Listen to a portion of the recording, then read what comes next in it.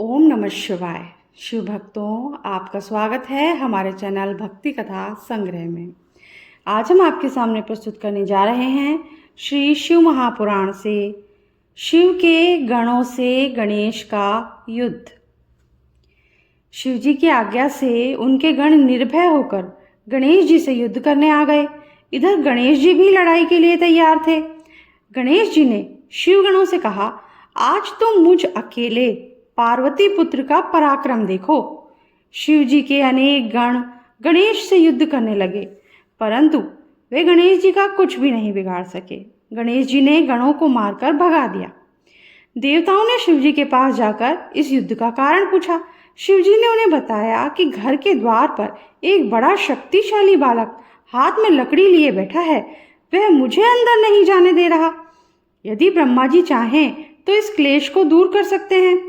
ब्रह्मा जी को आते देखकर बालक गणेश क्रोध में भरकर उनकी ओर दौड़ा और उनकी दाढ़ी मूंछ नोचने लगा। तब ब्रह्मा जी ने बालक गणेश से कहा, क्षमा करो, मैं वृद्ध ब्रह्मा हूँ। ब्रह्मा जी यह बता ही रहे थे कि बालक गणेश ने परिध उठा लिया। यह देखकर ब्रह्मा जी डरकर वहां से भाग चले। ब्रह्मा जी शिव जी के पास आए और उन्हें सब समाचारों से अवगत कराया।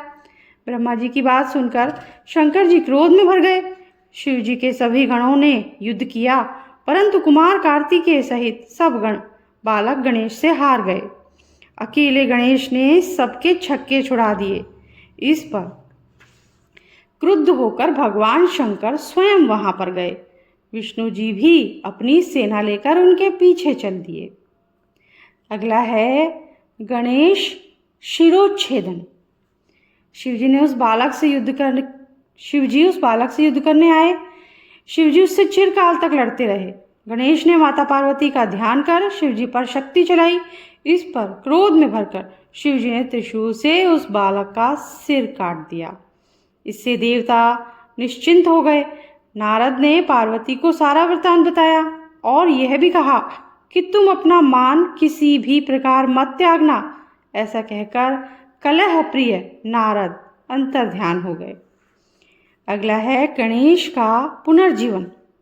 ये सुनकर पार्वती जी को महान क्रोध आया कि देवताओं और गणों ने मेरे पुत्र गणेश को मार दिया है।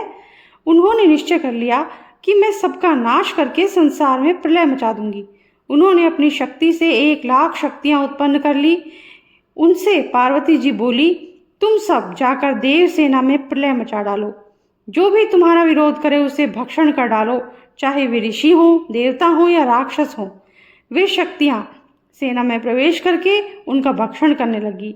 यह देखकर ब्रह्मा विष्णु महेश आदि निराश हो गए। वे कहने लगे, क्या देवी अकाल में ही प्रलय कर डालेंगी?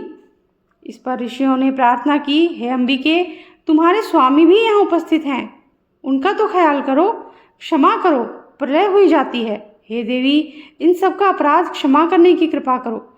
ऋषियों की प्रार्थना पर देवी चंडिका देवताओं से बोली, यदि आप सब लोग मेरे पुत्र गणेश को पूजनीय बनाओगे तो संहार रुक सकता है। भगवती की बात सुनकर सब देवताओं ने शिव जी से कहा कि हमें वही करना चाहिए जिससे सब लोगों का भला हो। तब शिव जी ने कहा, अच्छा, तुम सब उत्तर दिशा में जाओ और जो सबसे पहले मिले उसका सिर काटकर गणेश के धड़ पर जोड़ दो, इससे यह जीवित हो जाएगा। यह सुनकर सब देवता उत्तर दिशा में चल दिए। उन्हें सबसे पहले एक दांत वाला हाथी मिला। वे उसका सिर काट कर ले आए, उसे गणेश जी के धड़ से जोड़ दिया। गणेश जी फिर से जीवित हो गए। शिव जी के पुत्र को जीवित देखकर सब देवता बड़े प्रसन्न हुए। तब सब उसे देवी पार्वती के पास ले गए। पार्वती उसे देखकर प्रसन्न हो गई। इसी के साथ आज का ये वीडियो हम समाप्त करते हैं। अगले वीडियो में गणेश गौरव हम आपके सामने प्रस्तुत करेंगे। तो अगर आपको अच्छा लगा हो तो लाइक ज़रूर कर दीजिए, सब्सक्राइब कर दीजिए, बेल आइकन प्रेस कर दीजिए ताकि हमारे आगे आने वाले वीडियोस आपको आसानी से मिल सकें। Thank you. जय शिव शंभू।